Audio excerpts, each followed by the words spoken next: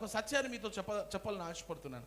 బైబిల్లో ఏ రాజునైనా మీరు చదవండి, ఏ రాజు గురించి అయినా మీరు చదవండి, తండ్రి గురించి ఎక్కువ చెప్పరు, తల్లి గురించే చెప్తారు. మీకు అర్థమైంది నా భాష? బైబిల్లో ఏ రాజు వెనకనైనా, చెడ్డ రాజైనా మంచి రాజైనా, తల్లి పాత్ర అనేది చూపించబడుతుంది.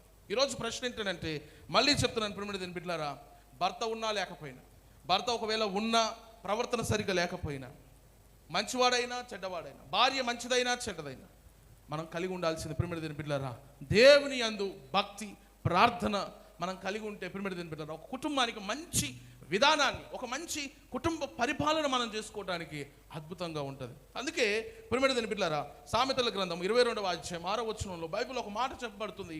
ఏంటంటే, నీవు వెళ్ళవలసిన త్రోవను బాలునికి నేర్పుము, వాడు పెద్దవాడైనప్పుడు దాని నుండి తొలగిపోడు.